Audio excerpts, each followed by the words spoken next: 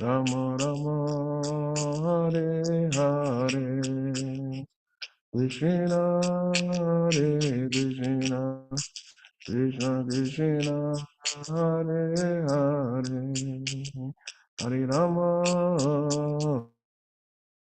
Hare Rama, Rama Rama, Hare Hare. Prabhupada, Srila Prabhupada, Prabhupada, Srila Prabhupada, Prabhupada, Srila Prabhupada,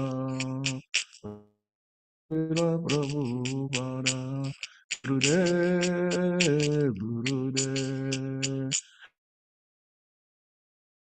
Gurudev, Gurudev, Gurudev, Gurudev, Jaya Gurudev.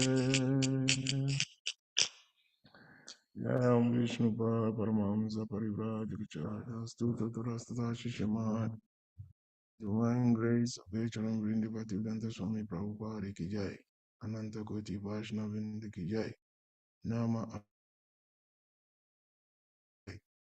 Prem Sikyo Krishna Chaitanya Prabhu Nityananda Shri Advaita Gadadara Srivastari Gaura Bhatavinda Ki Jai Shri Shri Radha Damodara Gopa Gopinath Shama Kund Radha Kunja Govardhana Ki Jai Shri Vrindavan Dham Ki Jai Mathura Dham Ki Jai Navadev Dham Ki Jai Ayodhya Dham Ki Jai Nilachala Jagannathpuri Dham Ki Jai Shri Dham Maipur Dham Ki Jai Shri Gita Nagari Dham Ki Jai Ganga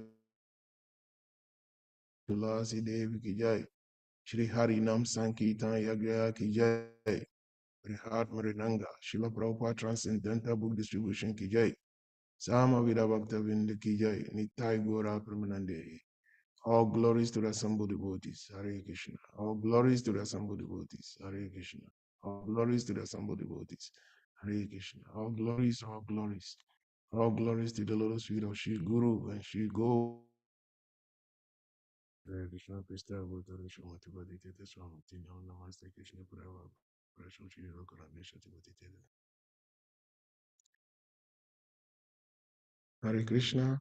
Dear devotees, thank you very much for giving me this opportunity. But before I talk, I first must ask the blessings of all the exalted devotees, especially Maharaj and Bharata Prabhu and Great Prabhu and all the assembled devotees. Please bless me so that I can say something for my own benefit and for the benefit of everyone. Thank you very much. Om Namo Bhagavate Vasudevaya. Om Namo Bhagavate Vasudevaya. Om Namo Bhagavate Vasudevaya. Taken from Srimad Bhagavatam, Canto 5, Chapter 14, Text number 19. I think it's 6:18. It's 18. Very well. Yeah, I'm thinking it's text 18, but maybe I'm wrong.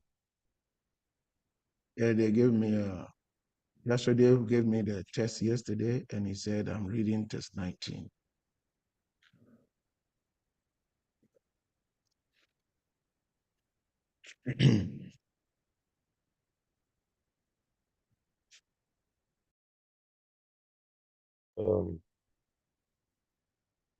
We'll do 19.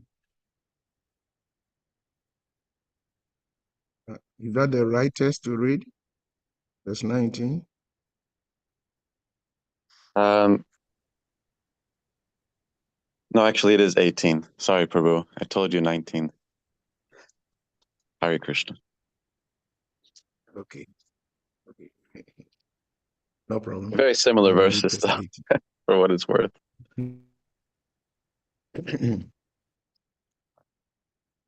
Okay. So test number 18. Canto 5, Chapter 14, Test 18. Kwachit Grihashrama Kama Kodanati Bara Girim Aruru Shamanuloka Vyasana Pasita Manaha Kanshitram Pavishan Iva Sidate. Word-to-word translation. Kwachit sometimes. Griha Ashrama in householder life. Karmakodana of the rules of fruitful activity. Ati Bara Girim Arusha Manha, desiring to ascend. Loka material.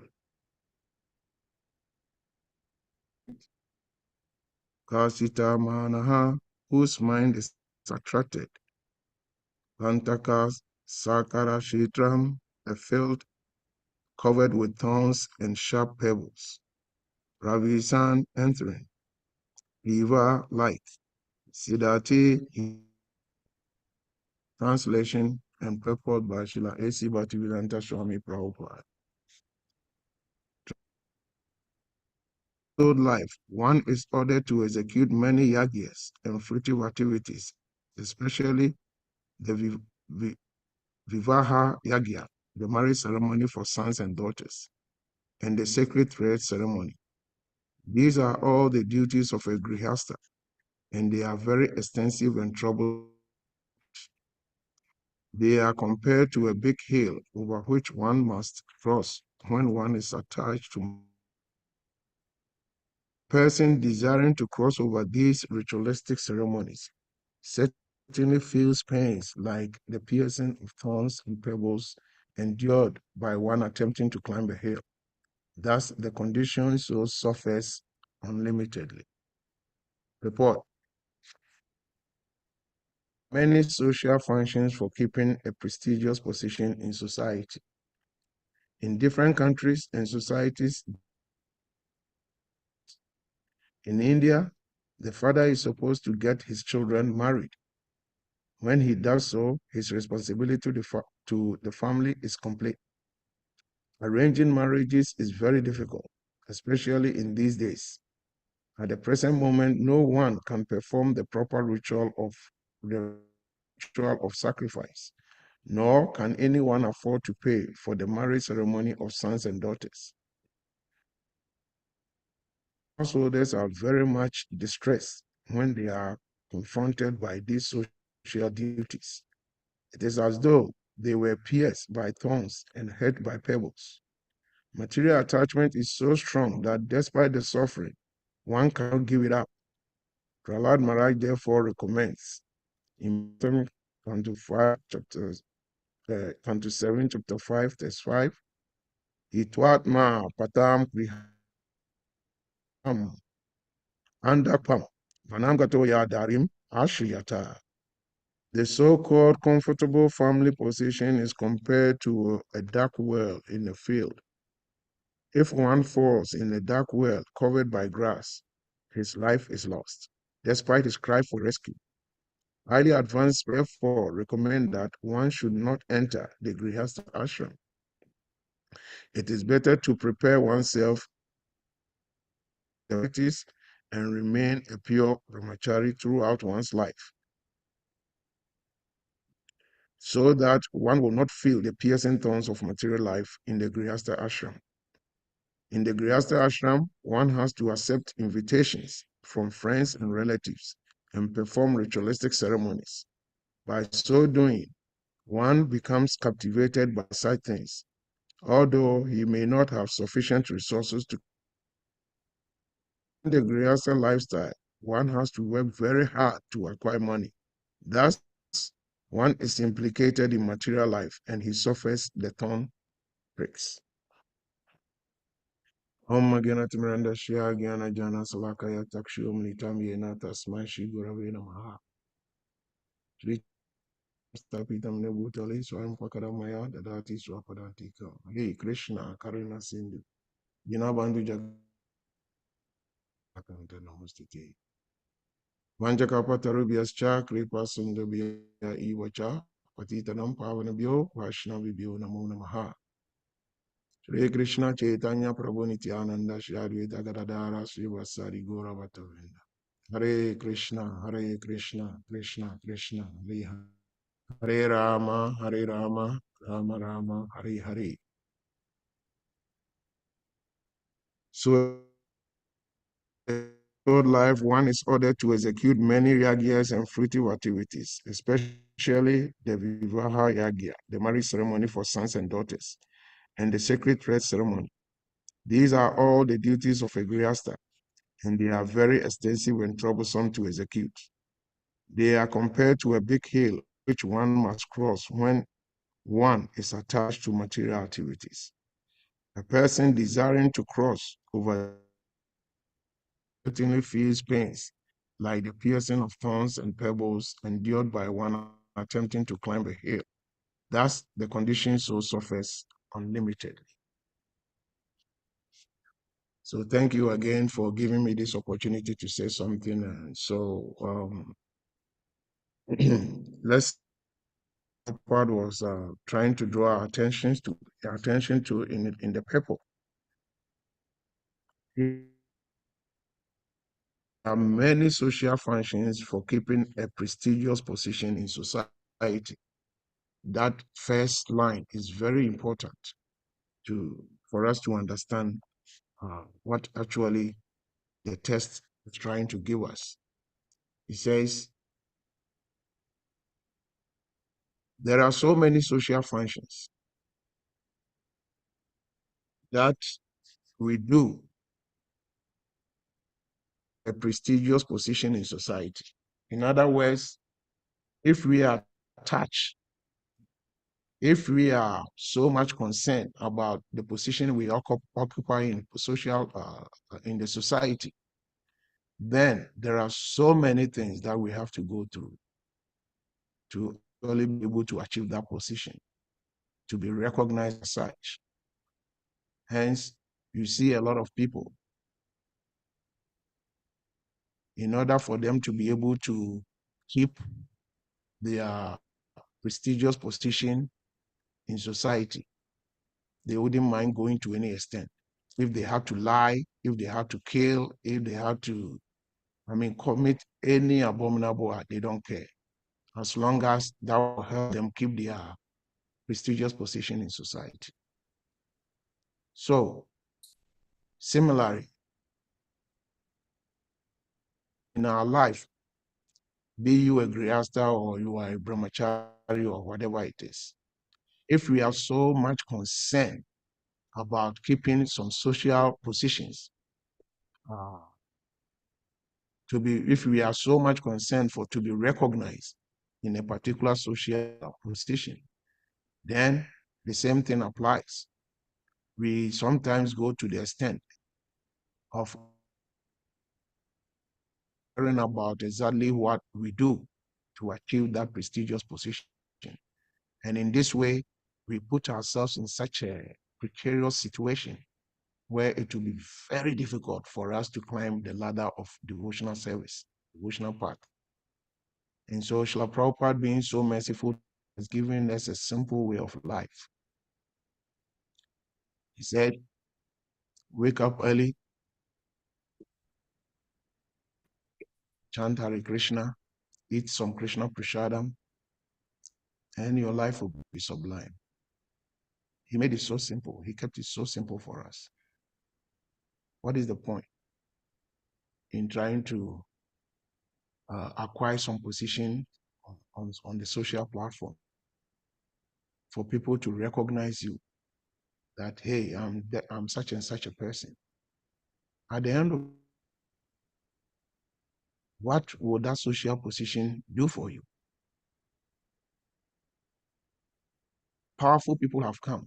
People have come in this world who occupied such prestigious positions. But when death takes them, maximum 10 years, 15, 20 years, then they are forgotten. Nobody even remembers them anymore. Who will not even remember you. Take it from like 100 years from now. If you go to our individual homes, you may not even see your picture on the wall because your great grandchildren might even they might not even know who you are. So what is the point in trying to do things to just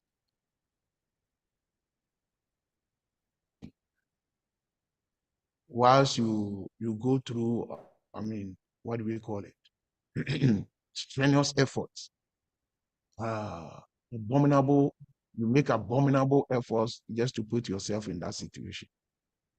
And we can have an example of the lifestyle of Ajamil. When Ajamil wanted to satisfy his wife, he went to completely that he's a Brahmin. So he committed so much abominable acts just to be able to satisfy the wife. And fortunately for him, because he had practiced some level of devotional service, Krishna blessed him with remembrance. And at that moment when he was about, and for him, Krishna had to send the Vishnudutes to come and bail him from the hands of the Yamadutes. So we are so fortunate that Srila Prabhupada has introduced us to a system where we can gradually be able to elevate our consciousness to come to the platform where we realize that we are just servants. We are just servants. And our prime duty is to serve, give our service to the right source, give our service to the right people. In other words, Prabhupada has taught us how we have to be remembering always in our lives. Because if we do that, then our very lifestyle, whether be you a Grihastha or a Brahmachari or Sannyasi or whatever you are, then your whole life will be centered around trying to please the Lord. And if you do that, then every single step you take becomes devotional service. And that is what we want to do. That every single contribution that you put in will be an effort to push you towards the path of liberation. Like Krishna emphatically said, um,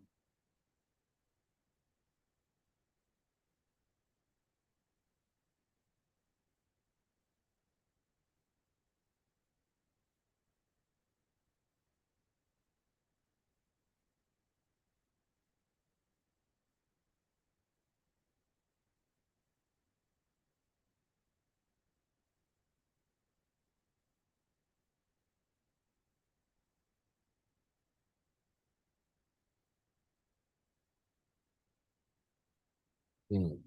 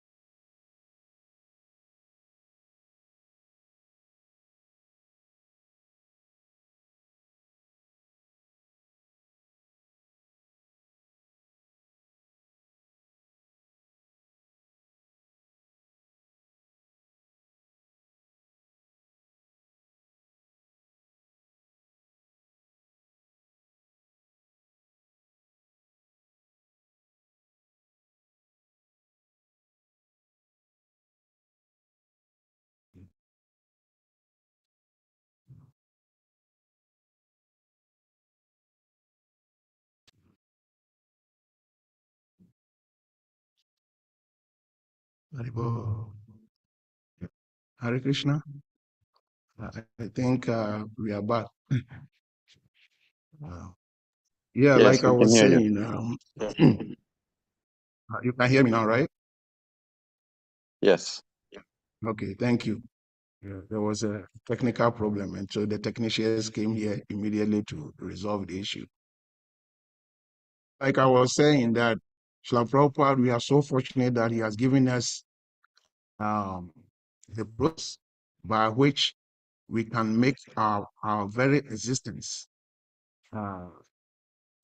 be centered around devotion to the Lord, so that if we are able to follow the simple procedures that we've been taught by Srila Prabhupada and our gurus, then we realize that every single step activity becomes a yagya, becomes a step towards our. Krishna also put an emphasis on it in the fourth chapter, the text 24 of Bhagavad Gita. Krishna says, Brahma Panam Brahma Havi, Brahmagno Brahmana Hutam, Brahmaivatina Gantavyam, Brahma Kama Samadhina. So Krishna is saying that a person who is fully absorbed in Krishna consciousness is sure. This is you see, when you buy something from the store and there is a warranty, then you are not scared because you know you can never lose that thing. Whatever happens, you're going to get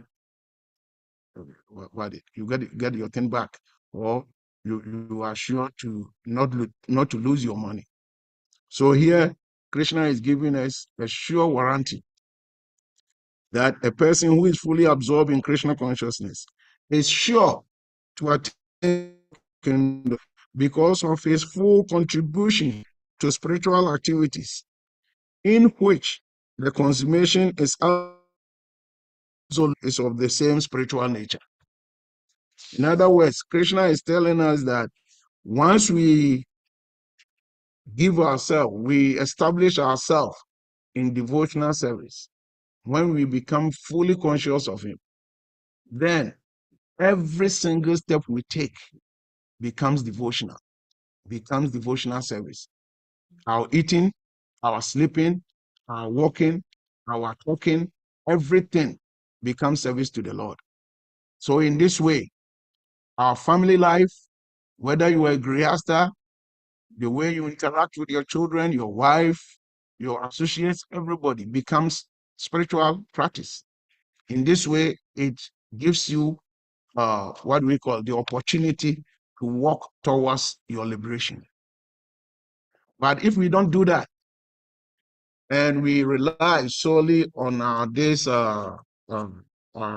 carnal mind, we try to rely on our own strength, then the opposite happens. Every single a bondage, a source of bondage. So instead of moving forward towards our liberation, we keep moving backwards away from our liberation. And we don't want to do that. So if we read the text today, it's actually explaining to us have to be uh, in a grihastha life, in household life, and be thinking of our own well-being, be thinking of putting ourselves at the center of everything that we do. If we do that, then every step we take in our grihastha life becomes a deterrent towards our liberation. So instead of helping us to go forward gradually towards the ladder of liberation, we rather be descending the steps and going further and further away from the line of liberation. So that's why we always have to be very grateful for Srila Prabhupada and the Parampara for gradually teaching us the process of sadhana bhakti, how we have to wake up, chant our rounds, I mean, take for instance, our everyday life. If a devotee, if you really are treading on the path of devotional life, when you come to the temple, or if even you are in your home, you really, they might be very hungry. They want something to eat. So they come to the kitchen and there is food prepared in the kitchen. The first question they ask is it offered? Even though this child is so hungry, but they ask the question, is it offered? Is it offered to the Lord? Because they know, they've been trained to the extent that they realize that if the food is not first offered to the Lord, then they cannot partake in it. Unlike in ordinary life, in an ordinary gregarious life, a child walks into the kitchen and he sees the food, even in the bowl, in the cooking pot. The child will just dip the hand into the cooking pot, eating from it. But this whole process of sadhana bhakti, that even our eating becomes service to the Lord. So we live our lives like any ordinary person, but our life has been modeled in such a way that every single step we take in our everyday life becomes devotional to God. So in this way, we can gradually proceed towards the path of devotion. So we should always be very grateful for giving us this opportunity to gradually liberate ourselves from the clutches of this material nature. So our gratitude is very important. We should always pray to Srila Prabhupada and the Parampara so that they will help us, so that in every aspect of our existence, whether we are in the Grihastha life or we are in the Brahmachari life, or whichever ashram that we are, that we take the required steps towards our own liberation. I don't want to be talking too much, so I will end here. If there are any questions or comments, I see. So we have so many people here, senior most devotees here, who can also give some sort of what do we call it, comments and help us towards the path of liberation. Hare Krishna. Are there any questions? Yeah, I see Maharaj hands up. So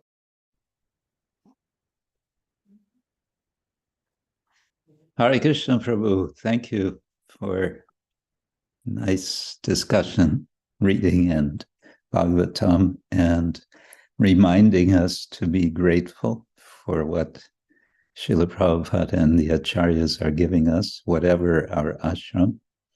I was just thinking, as you mentioned, about your children when they come in the kitchen, they're very hungry. First they ask, when you give them something, is it offered? It reminds me of a little story that I heard in Mayapur from one lady, a devotee, who was giving a short talk about her experience of maintaining her practice of bhakti sadhana, in particular, in the midst of having small children. And she had mentioned that she found that when she would be suckling her baby, giving milk, she would at the same time be chanting on her beads. So she said it would happen after the child got a little older, but was still suckling, apparently. The child would come to her. Of course, the child would bring the mother's bead bag to her. With indicating, okay, now it's time to feed me. So she understood, these two things go together, chanting and feeding. But there's a kind of interesting opposite counterpart to that, so to speak, which I hope will be appropriate. It's a story that Indradyumna Swami told me many years ago. Indradyumna Maharaj was the president of New Mayapur community in France. And he said one time he took a few of the children on a preaching program to some, I guess, enough distant place that they stayed in a hotel, or a hotel that night before coming back. And so they checked into the hotel, and when they went into the room, one of the rooms, one of the little children ran in to check everything out, and in the room was a small refrigerator. So of course the curious child opened the refrigerator door, and what was inside? There was some alcohol. And the child called to Indradyumna Maharaj and said, "Look, Maharaj, illicit sex." So the child had heard so many times, there's 4 regular principles and there's 4 things that we avoid. So it was all one thing in this child's mind, which was, you can say, not an inappropriate insight. Yeah, those are my just also to mention, I see in this purport a bit of autobiographical expression from Srila Prabhupada. He was, as we know, he gave up his Grihastha ashram in the, I think it was the mid-50s, that he left for Vrindavan. And he mentions his kind of frustration, his disgust with trying to get his daughters married. He had an idea who they might, or one of them might marry. His wife didn't agree. And finally, Srila Prabhupada kind of said, well, okay, whatever. You take care of it. You manage it. So I get a sense of that in this purport. Prabhupada says, arranging marriages is very difficult, especially in these days. Yeah, so that's all I wanted to say. Thank you. Thank you. Thank you, Maharaj. Thank you for your contribution. Thank you very much. Any other contribution or question?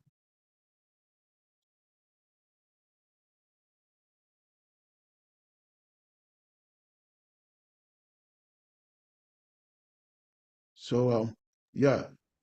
So it's very important. Yeah, Haricakra Prabhu, I want to thank you for a very nice class. I hope we'll get a chance to hear from you more often. It's a refreshing change for us who are regularly in this Zoom Srimad Bhagavatam class. I had some thoughts also about this verse and purport. With regards to Srila Prabhupada's life, he also told a story about in his youth witnessing the trouble that his parents went through trying to get his sisters married. And his mother evidently threatened to end her life if her father did not successfully get one sister in particular married. She was very distressed because that particular child had already reached, I think it was the age of 12, and was not yet married.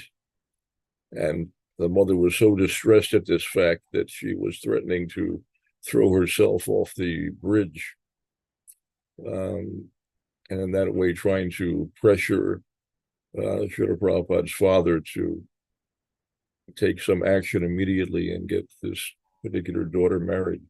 But it's so hard to accomplish for non-devotees, perhaps not as difficult, but for devotees, we tend to be very selective. We want the best for our children. We want a good Krishna conscious husband for our daughters.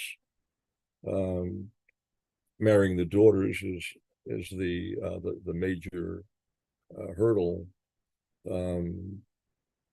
The same duty, the same obligation does not apply equally to the sons, but it's an important religious duty to get the daughters married. And as Srila Prabhupada says, at this particular time, it's especially difficult. Within our movement, there are a great many very qualified young ladies looking to be married, and relatively few men that are looking to get married. And of those men, finding one who is well qualified is even more difficult. But first, you have the problem of this extraordinary competition, that there are so many girls, many of them very qualified, and so trying to find someone to marry your daughter is a real problem. It's a huge problem, and Shastra tells us again and again that this is an extremely important obligation for the father. He's got to get his daughters married. So what to do? It becomes a great source of anxiety, and as Srila Prabhupada indicated, yet another reason to just avoid these responsibilities altogether by remaining brahmachari. That, of course, is another problem. For most men, they'll not be able to remain brahmachari, and so at some point they'll have to deal with all of these difficulties. But marriage in Krishna consciousness has sometimes been described as the marriage to end all marriages. The experience is it's difficult. It's extremely difficult. There's many duties and responsibilities. There's all kinds of hardships that one encounters. There are a great many challenges unavoidably. There are all the individual problems of trying to cultivate Krishna consciousness, and then multiplied for a father and husband by the fact that he is now responsible for many other individuals and their Krishna consciousness. And so it very, very difficult, huge responsibility. And your people's lives are in your hands. It has to be taken seriously. So there's tremendous pressure. And so it's very difficult to be peaceful under the circumstances. Practically, once you have children, you can never again be peaceful. until you know that each of your children has become pure in Krishna consciousness, and they are out of the woods, so to speak, and free of Maya. Then you always have to be concerned. You always have to be anxious for their welfare, unless somehow you are extraordinarily detached. But the responsibility for the Krishna consciousness of another soul remains. Even father is understood to be, for the wife, he is the pati guru. He's guru to the children, and the responsibility is inescapable. So grave responsibility, and I don't know. In my own life, I'm really a poor example of a householder, because I don't think I was ever really suited to the household ashram. I never liked it. I have regretted getting married every day of my household life, and but I don't think I would have been successful as a brahmachari either. It's been a terrible struggle, and I sometimes people ask for my advice, and I'm the wrong person to talk to, because I just have a really dim view of grihastha life. I find it difficult to say anything encouraging about it. But that's just my experience. Some individuals do very well in the household ashram, and they derive strength from it. But it's not the same for everyone. This is described by Srila Prabhupada in his purport to, there's a verse in the, the 8th canto, the story of Gajendra. Srila Prabhupada talks about